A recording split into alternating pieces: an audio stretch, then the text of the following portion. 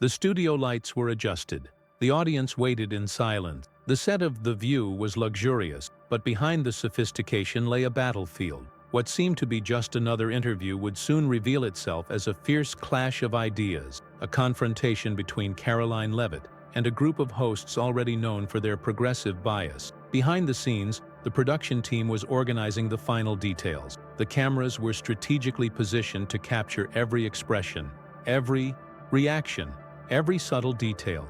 This would not be just any show. The producers knew exactly what they were doing. They wanted controversy. They wanted a spectacle. But what no one expected was that Caroline was more than ready for this moment. The program's opening sequence aired, and the hosts' smiles were artificial. They followed protocol, introducing Caroline politely, but there was something in the tone, a slight irony, a condescending note. Anyone paying attention would realize that this was not an invitation for a fair debate. It was a trial, and Caroline was the defendant. The first words from the main host came like a rehearsal blow, a test to measure how much Caroline would withstand before being pressured. The question was carefully posed, but it carried a trap. Do you really believe your party is committed to women's rights when it constantly votes against policies that would benefit them? The audience applauded, as if they already knew what was coming. This was the pattern of The View. The interview was conducted to make the conservative guest seem at a disadvantage from the start.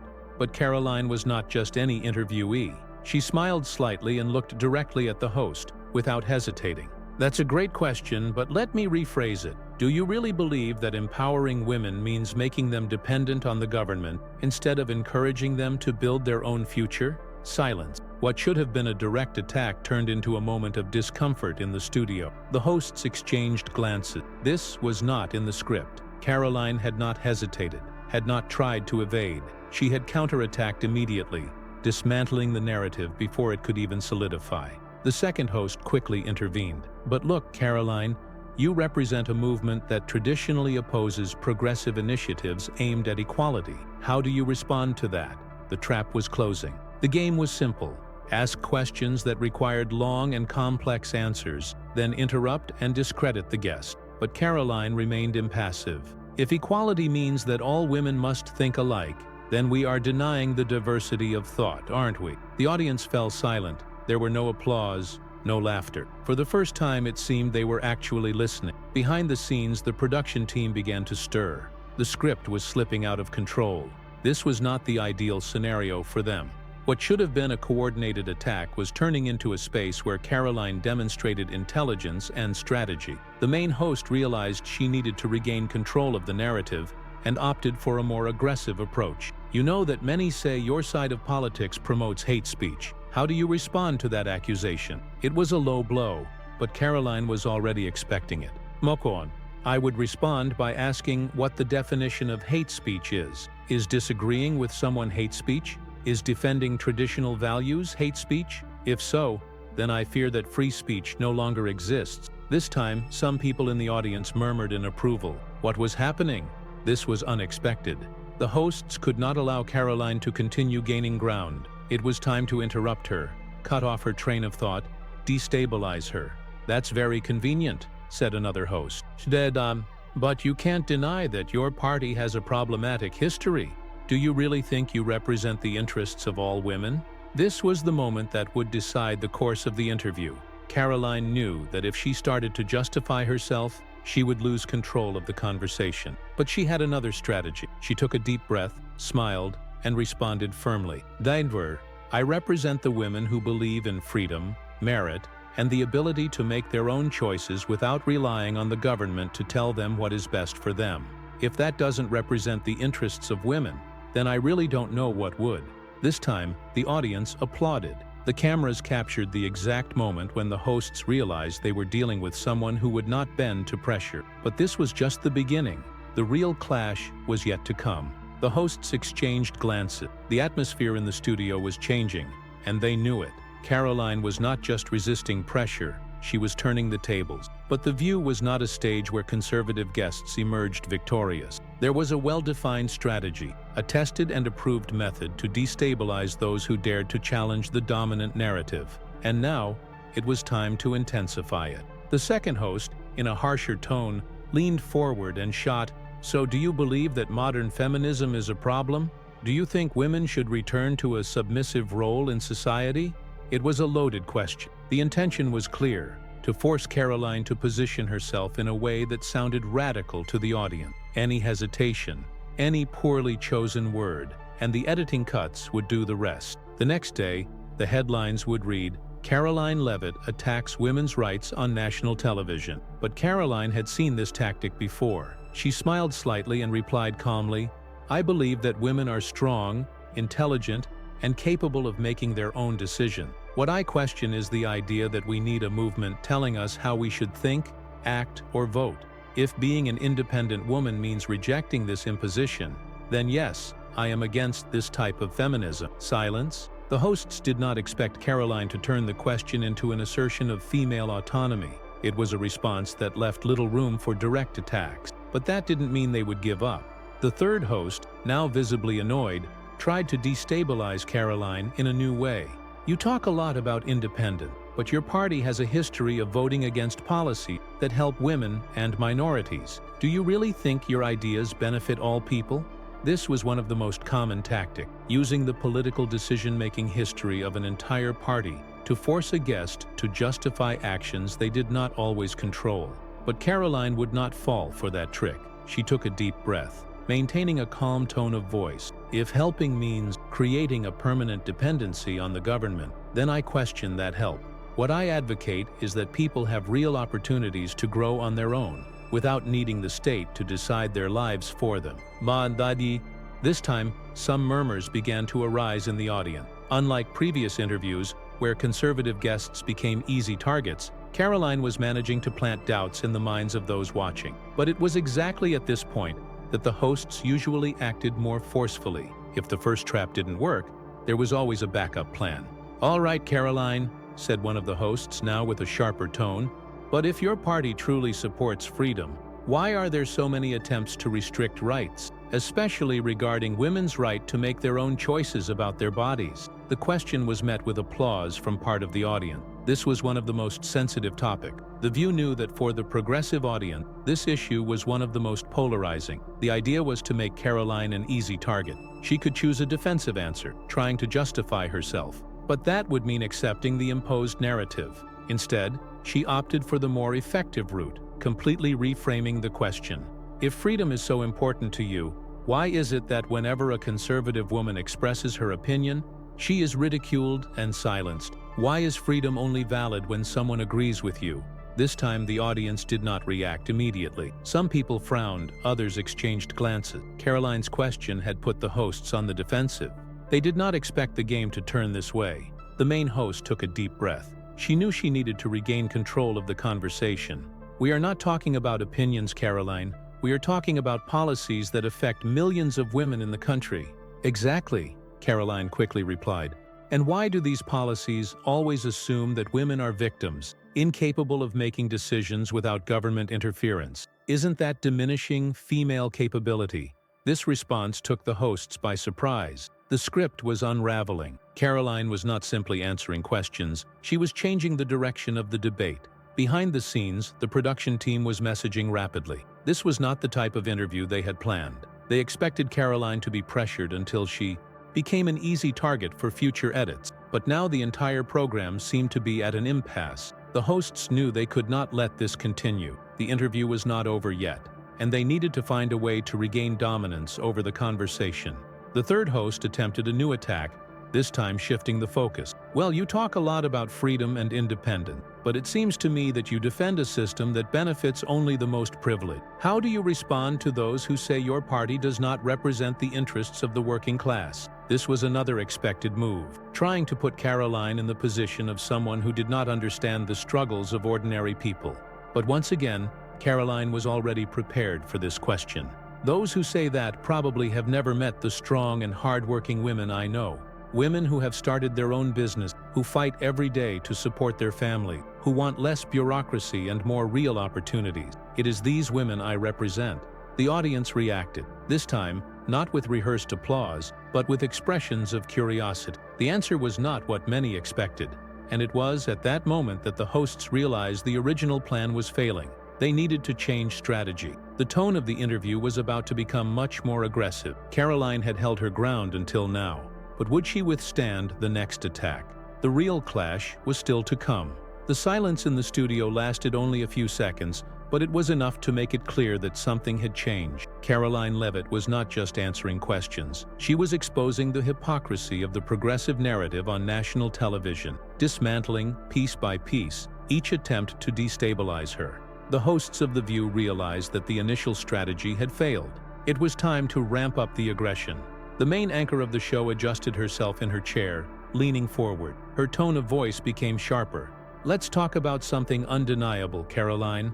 The party you support has been repeatedly accused of being hostile to minorities, civil rights, and women. How do you respond to people who say that your ideology simply does not represent the majority of the population?" The question was loaded with insinuations. It was not an open question, but a disguised assertion, an attempt to put Caroline on the defensive. If she accepted the premise, she would be admitting, even indirectly, that the accusations were legitimate. But Caroline did not hesitate. She adjusted herself in her chair and looked directly at the host. Her tone remained controlled, but her response was sharp as a blade. "I would respond by asking, what is your definition of majority? You speak as if all women, all minorities, all citizens think the same way, as if no one could question or have a different viewpoint. Isn't that, at its core, a form of censorship?" The audience fell silent. Some people shifted uncomfortably in their seats. What had once seemed like a well-scripted interview was turning into something unpredictable. The host tried to interrupt her, but Caroline did not back down. "I know entrepreneurial women, housewives, workers who refuse to be treated as victims. They want opportunities, not empty speeches. They want less regulation, less government interference. But every time a conservative woman raises her voice, she is ridiculed, discredited, and attacked. Why?" The host crossed her arms. "Are you saying that progressive women are wrong for fighting for their rights? No.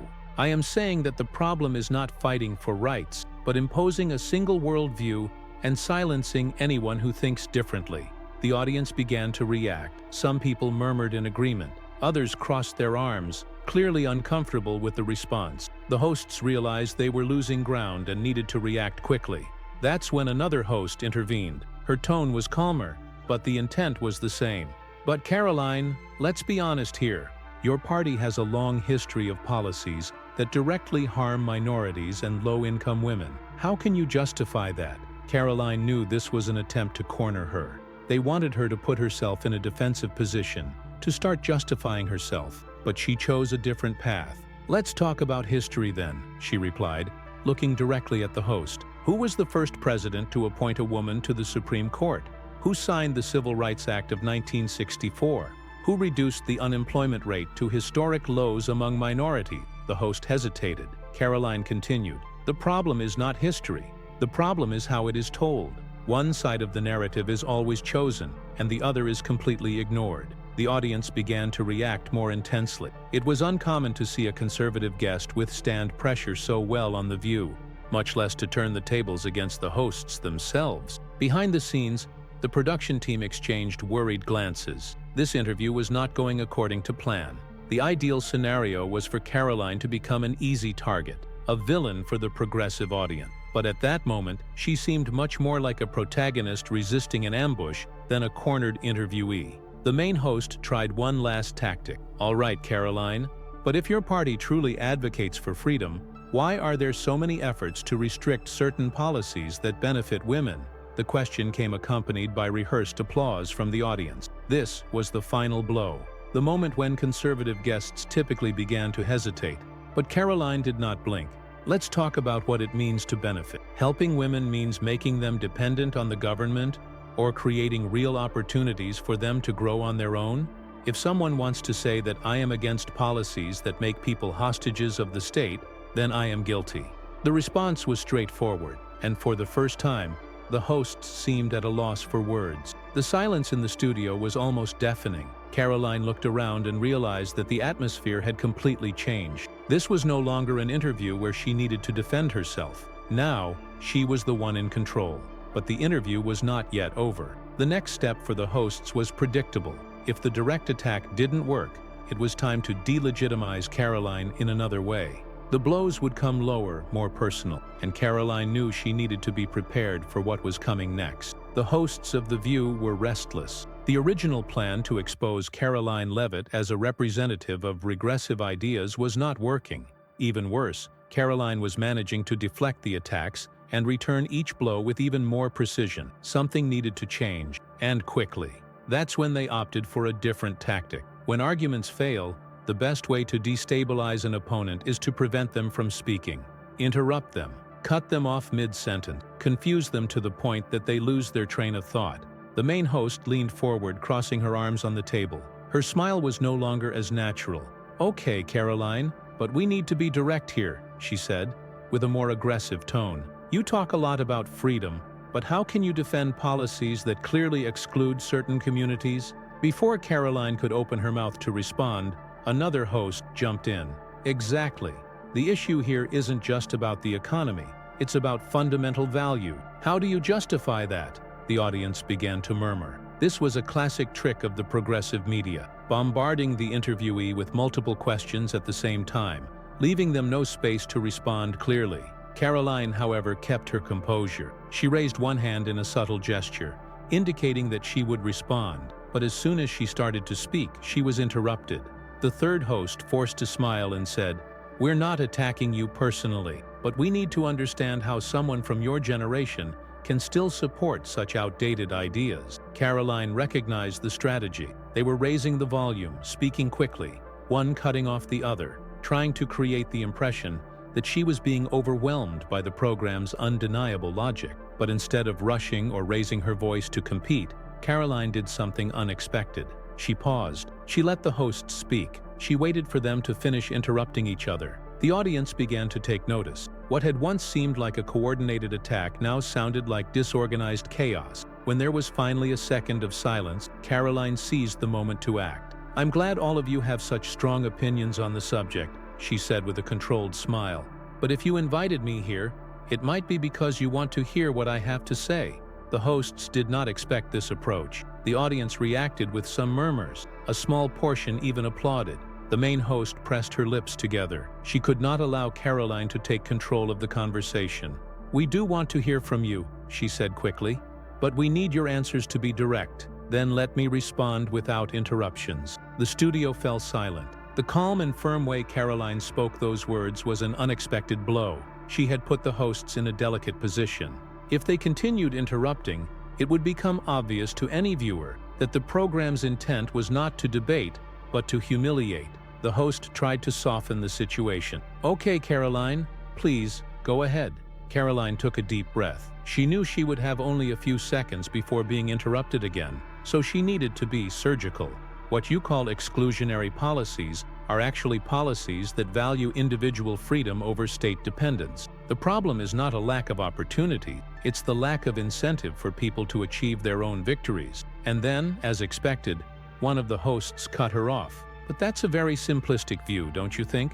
Caroline smiled. "The problem is that the truth is often simple. It's the manipulation of it that makes it complicated." This was the moment when the audience began to shift their stance. Before, the applause had been controlled, following the direction of what the hosts were saying. Now, a small portion of the audience reacted more spontaneous. The hosts noticed this and decided to counterattack again. "Okay, then tell me, Caroline," one of them said. "Do you believe social policies are useless? Do you think people should just fend for themselves?" It was another attempt at distortion. If Caroline said yes, she would come off as insensitive. If she said no, she would be admitting that the conservative view needed adjustment. But she already knew how to handle this trap. "I believe people are stronger than they are told. I believe women are smarter than the system leads us to believe. I believe anyone can succeed when the government is not in the way."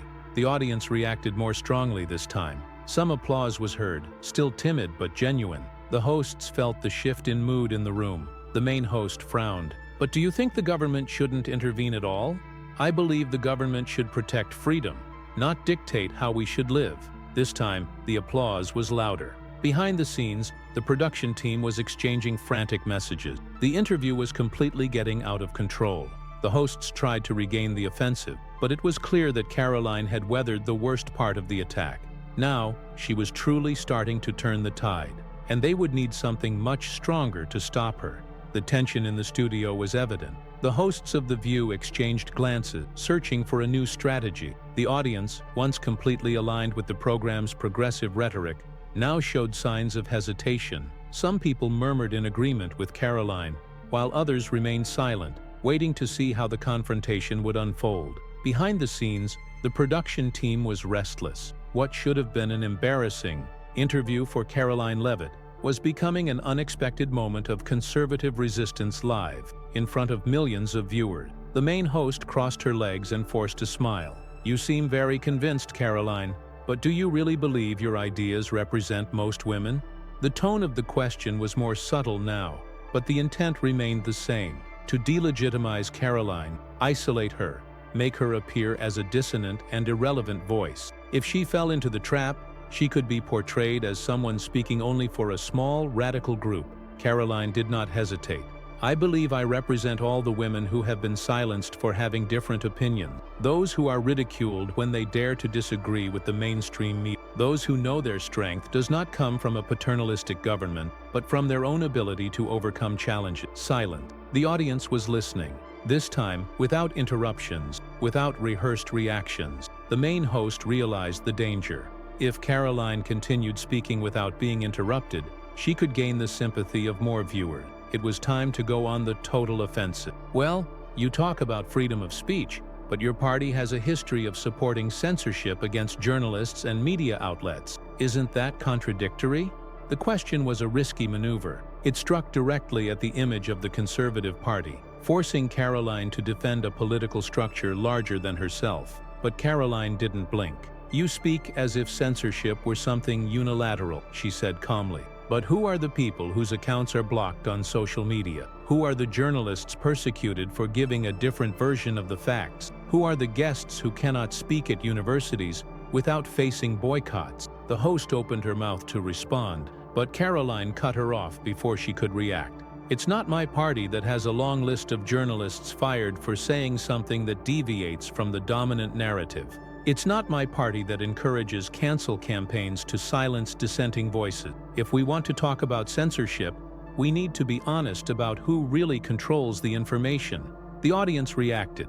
This time, the applause was not isolated. The public began to realize that something unusual was happening. The hosts glanced at each other again. The interview was not just spiraling out of control. It was becoming an unexpected milestone. Caroline had done something that few conservatives managed in the mainstream media. She had forced the other side to justify themselves, and now, the tables had turned. The host who had asked the previous question pressed her lips together. It was clear that she was not satisfied with the answer. "Okay, but there's something we cannot ignore, Caroline," she said, in a more serious tone. "Your party has a history of opposing various inclusion policies. How do you explain that to the millions of Americans who feel excluded?" This was another classic attack, forcing the conservative guest to justify past actions of the party, as if he were personally responsible for its entire history. But Caroline had already prepared for this. "True inclusion means allowing all voices to be heard," she said. "And what I see today is a movement that preaches inclusion, but excludes anyone who thinks differently. If you disagree, you are labeled intolerant. If you question, you are silenced. That is not inclusion. That is control." The audience fell silent again. And then, something happened. One of the audience members, a man sitting in the middle row, started clapping.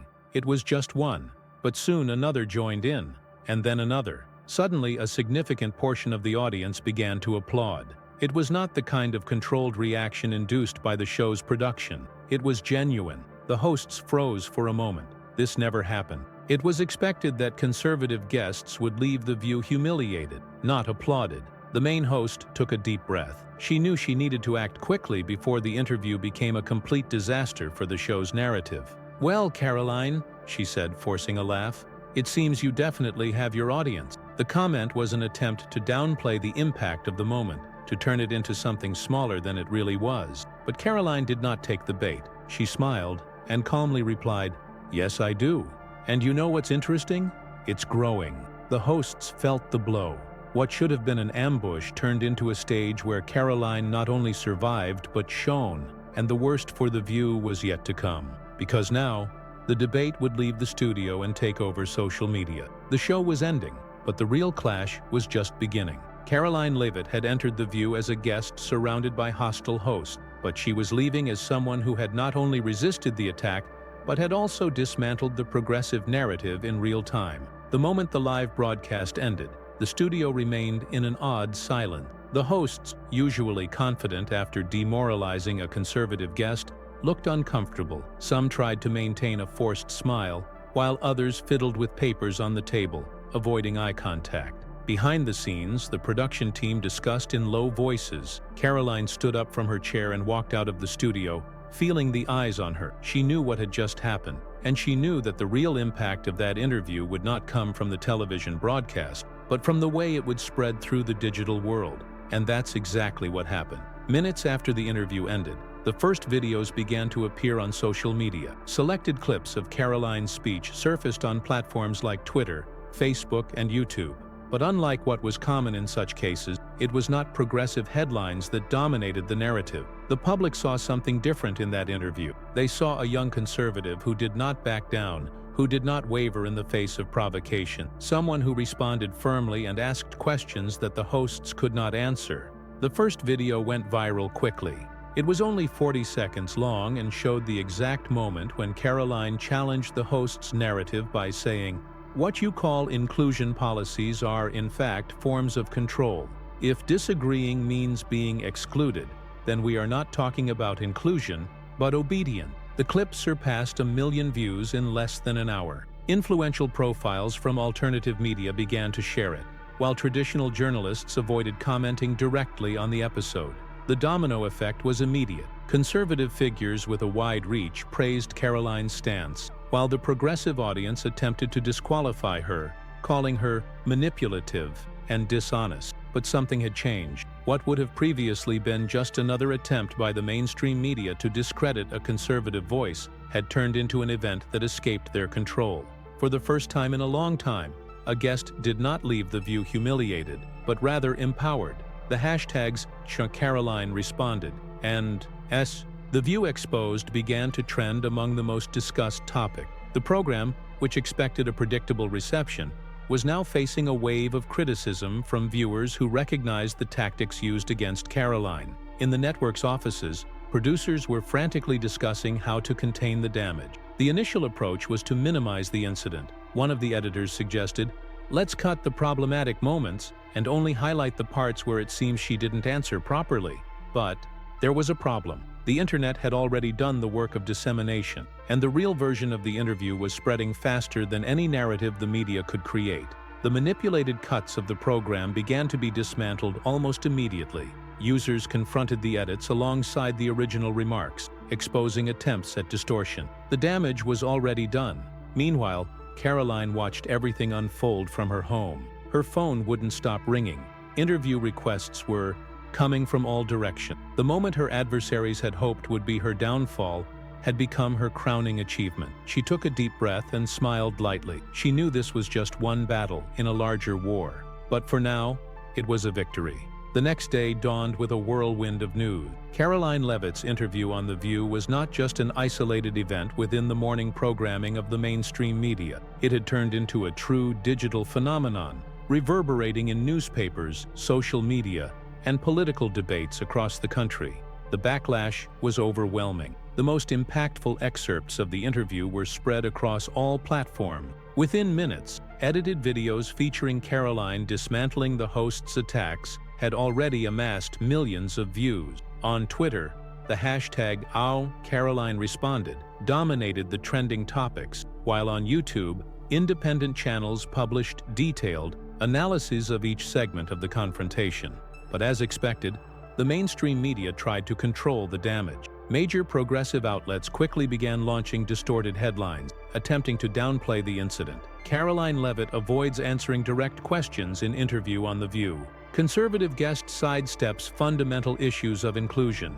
Another right-wing representative tries to justify the unjustifiable. Traditional television networks selectively cut excerpts from the interview, removing the moments when Caroline held the hosts accountable. Newspapers published opinion pieces labeling her stance as evasive or misinformed. But there was a problem. the public saw what really happened. People were used to seeing interviews like that ending in a predictable way, with the conservative guest cornered, stammering, unable to respond to the coordinated attacks from the progressive panel. But this time was different. This time, Caroline not only held her ground, she turned the tables. Every attempt by the mainstream media to distort the facts was immediately refuted by complete videos circulating on social media. Internet users confronted the manipulated edits with the actual remarks from the interview, exposing, beyond question, how the narrative was being controlled. The result?